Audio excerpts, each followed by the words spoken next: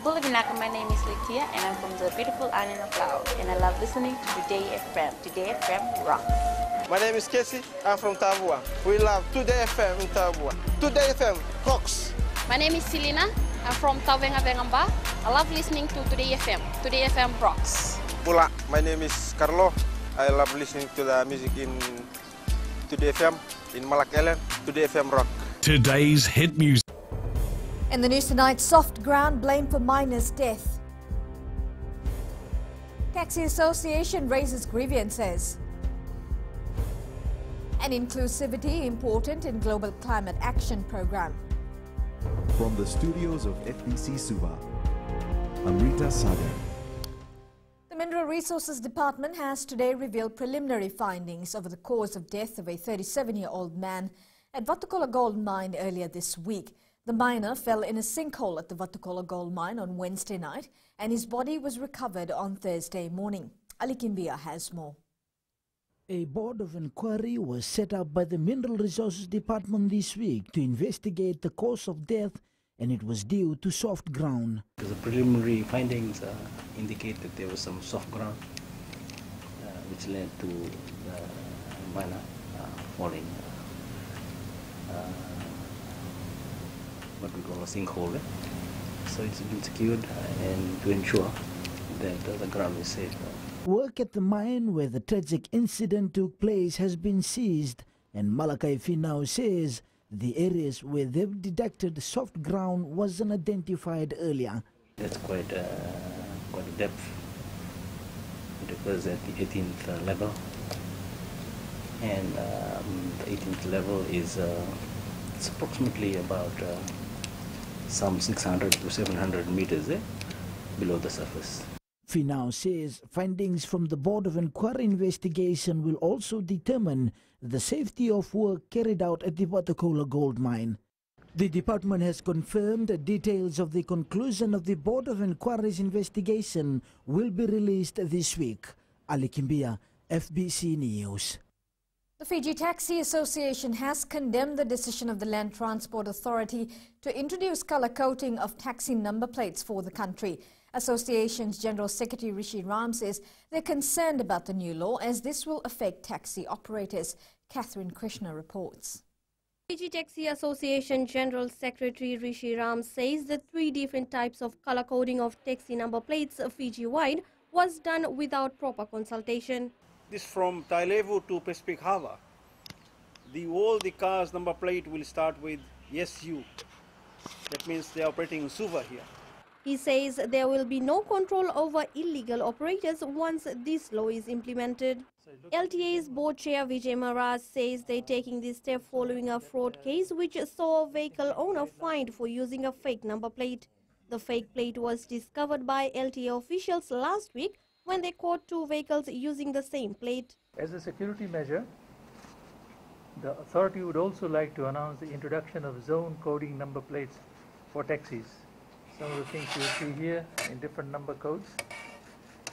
The zonal coding of number plates is expected to increase transparency and ease enforcement operations. Maharaj says the color-coded number plates will be visible from a distance and LTA will be able to identify which division the taxi belongs to. The Northern Division is expected to have a shade of orange-colored taxi number plates. Western Division will have blue while the Central and Eastern Division will have green taxi number plates. Catherine Krishna, FBC News. The Talanoa dialogue that was introduced in Bonn, Germany during COP23 last year gives an opportunity to every individual to genuinely voice their concerns and share ideas regarding climate change. COP23 negotiator Ambassador Luke Danivalu says this promotes the human right to participate and simply aspire solutions that could help fight this global issue. Kelly Vathala reports. Inclusivity is a critical component in the Global Climate Action Program, and this was clearly emphasized by COP23 negotiator Ambassador Luke Danivalu in Bonn, Germany. We are all in the same canoe, and an effective response to climate change must involve every single person on Earth, all ages, all nationalities, all backgrounds, because only by working together as one world can we confront the magnitude of the task before us. Donivalu says seeking fresh ideas and inspirations are important as it can help achieve more ambition in the nationally determined contributions as a global community. Meanwhile, COP23 presidency representative Timaimo Vakandeumbuka spoke on the Gender Action Plan, stressing women to play a critical role in finding solutions to climate change. We have the power to achieve change. For this reason, women need to be empowered. And we, as the guardians of the Gender Action Plan, need to dig deep and encourage parties to focus on including, training, and nurturing women to become strong advocates for change. Vakandeumbuka says women are powerful agents for change, while at the same time stressing on the fundamental belief in leaving no one behind, which is the basis of all policies in Fiji. Kelly Vadala, FBC News. A stop order which was issued against 2 Fijian workers in Samoa has been lifted, allowing them to return home. The duo were in the middle of a dispute that was being investigated by several Samoan government authorities. The 2 women were kept in Samoa after their employer filed a complaint with the police, accusing them of removing items from his residence. Assistant Chief Immigration Officer Sia Opopese confirmed the case has been closed as the police did not have sufficient evidence against the 2 women. Still to come, around 91 parcels of land in Land Bank. And journalists share their experiences in Successful Fijian tonight. Stay with us.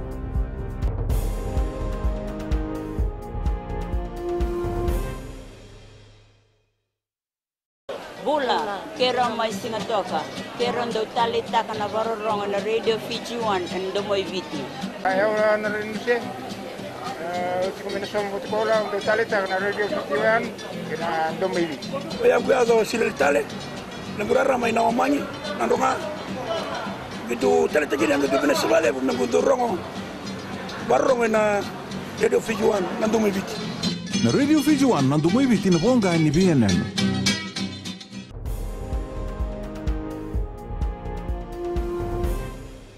Around 51% of land deposited in the land bank has been leased and money earned from it has directly gone to landowners. The Lands Ministry confirms they continue to encourage landowners to fully utilize the government's initiative to develop their land. Ali Kimbia with the details. Land deposited in the land bank will remain with the landowners and the government will continue to market them for their benefit. But at the moment we have about 91 parcels of land in the land bank. And we've utilized about, or leased, utilization means leasing, being able to find leases for such land. I think we've utilized about 51%. Malakai Finau highlighted land will only be returned to landowners if it's not utilized by the land bank. On the subject of return of the land, we also processing what we call the buyback scheme. That is now currently administered by the land bank, in which we return land held by the state to the native landowner, to the native owners. Finau is calling on landowners to take advantage of the land bank. The establishment of the land bank investment was born out of the government's Landform initiative, now a critical output of the ministry, underpinning land availability and land resources development for economic development. Ali Kimbia, FBC News. 3 juveniles who were alleged to have assaulted a couple before robbing them have been arrested by police in the Southern Division. The incident occurred in Rewa yesterday morning when the victim was allegedly attacked by a group of youths when he was returning from a shop.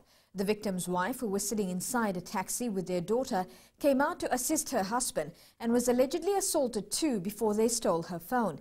It's alleged the suspects then grabbed a bag from their daughter, who was inside the car, before fleeing the scene.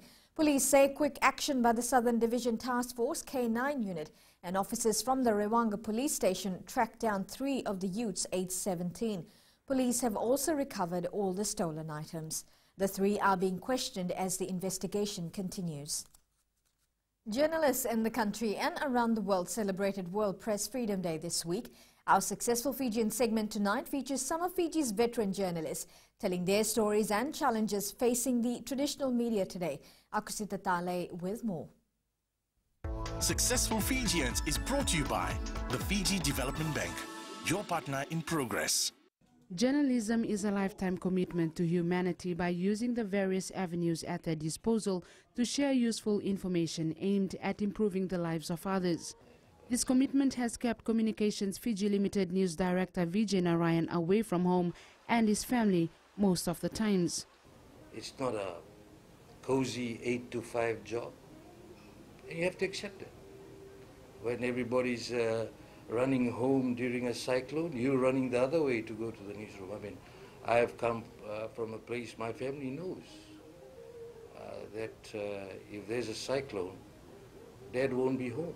FBC's veteran journalist Virendra Lal, who has worked in the industry for around 25 years, says being a journalist has its high moments and some challenging ones. Sometimes the incidences which affect us, affect the general public, we really get attached to it. We are fathers, we are mothers, we are brothers, we are sisters. So because journalists are the ones who know the most about it, because they're the ones who dig up the story, they investigate, and they are supposed to inform the general public, but there are certain information which is just kept to themselves, and they don't know the little tits and bits about it. So that makes them really emotional.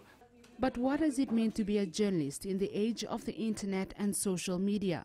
Some people say that it's a bad thing, but for journalists they should turn it around and say, well, this is where I can make a difference. This is where the voice should be the loudest and clearest, with the facts and figures to say this is what's actually happening. And sometimes we have those kind of information, but because there's so many rules that we have to follow, we have to be factual, we have to balance the articles. We don't get to print stories until a few days later. The challenge for us is what is fake news and what is the truth.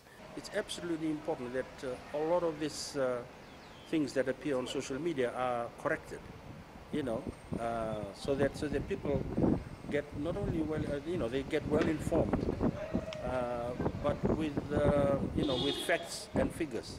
The World Press Freedom Day is a reminder on the challenges faced by journalists in Fiji and around the world about pursuing the facts to deliver credible news. Aku Sita Taleng, FBC News.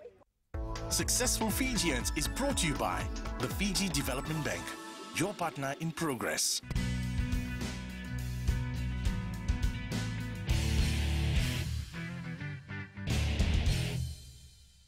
मैं Premila वायरुकु recce recce से सुबह मेरी आँख खुलती है तो मैं मिर्ची एफएम सुनती हूँ.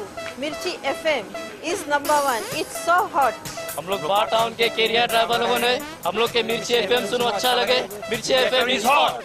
हाय, मैं संध्या नारिया रेकी से मेरे सारे दोस्त मिर्ची एफएम सुनते हैं. मिर्ची FM is hot. I love मिर्ची एफएम. हमें स्पिन टोटो ताबुआ के मिर्ची एफएम में सबसे अच्छा गाना बजे.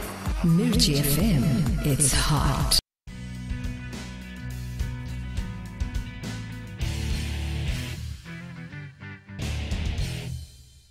The Nandragaon rugby side came from behind to edge Suva 32-26 in the Skipper Cup Premiership Round 2 at Lawanga Park, Singatoka yesterday. It was a close encounter between the two teams throughout the full 80 minutes of the game, as the winner was decided in the dying minutes. Melitavanga reports. Nandragaon captain Rupeni Nasinga says they're back in business. However, there's a lot to improve on after their match against Suva. I think it's a very good Suva side. Playing with some young boys today. As we need to be up in our next game. There's a lot of old guys and we need to have a finish up. But credit to the boys. It was the same ground where the capital side snatched the Fairbrother Trophy from Nandragaon last year, but Nasinga says having to beat Suva again in their home turf is something they're proud of. We have our strength, but we have to work on it. I think most of the time we putting pressure on us playing in our own territory. When we're playing in the territory, coming with points. Suva captain Sireli Leandua says it was unfortunate that they lost right at the dying minute of play. It was a disappointing game. Last minute was a crucial decision, but that's all. Game is a game. The Nandragaon side will now meet Navosa, while Suva will battle Namosi in round 3 of the competition next Saturday. Melitavanga, FBC Sports. The Suva football side held bar at 2-2 in its Vodafone Premier League match this afternoon at Ratazakambao Park in Nosuri. Suva's goals came from Moisake Navuningasau and Kelvin Naidu in the first half. Malakai Tiwa and Melidondro scored a goal each for the men in black in the second spell.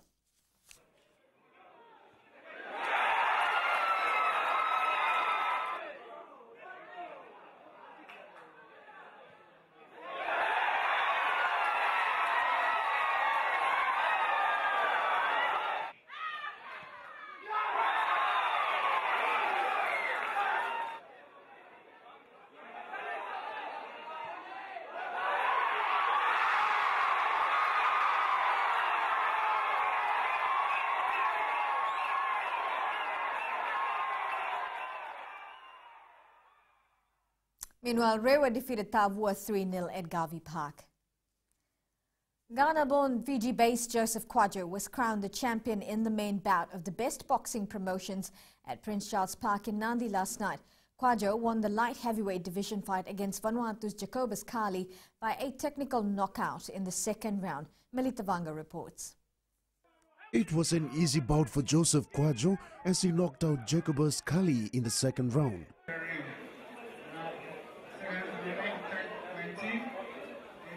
Job for me in our training, everybody.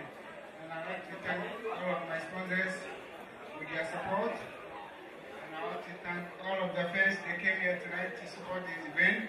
Kwadwo says he hoped the fight would last for 10 rounds, however it didn't end to his expectation. I'll try to make the fight 8 rounds or 10 rounds, but I think it can't continue, so I'll say sorry about that. You guys gonna see me in 2 months' time again. Thank you very much. You guys have a good. In other supporting bouts, Vanuatu's Fred Nasep knocked out Krishna Mudalia in the 6th round, and Silveni Nawai knocked out Uleyasi Ngalomai in the 3rd round. In the 59 kg, Royce won on points over Krishnil Mudalia. In the 59 kg, Royce won on points over Krishnil Mudalia. In the 74 kg, Abechand won on points over Jean Lewis, while Sachin Mudalia won on points over Remy Amor in the 58 kg. Melitavanga, FBC Sports.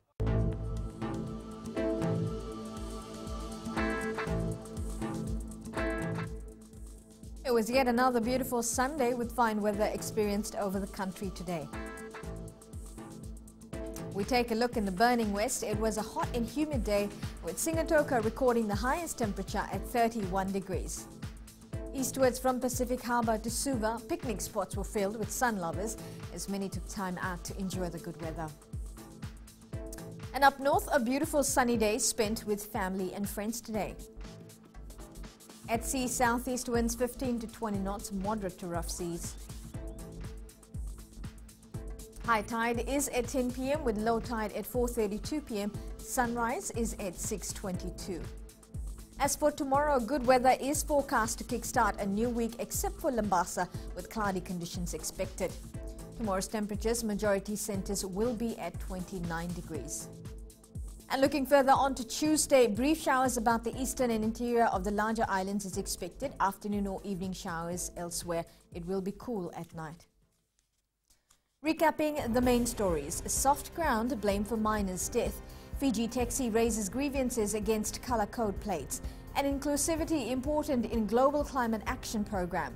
For these stories and others, you can tune in daily to our sister radio station Gold FM. To our poll question, we're asking, are you going to take up the offer of getting shares in EFL? Visit our FBC website to answer. You can always send us newsworthy pictures and videos on email fbcnews@fbc.com.fj or share it with us via our Facebook page FBC News, or you can also follow and tweet us your news tips at FBC News or simply hashtag FBC News. And that was your FBC News for tonight. Until next time, good night.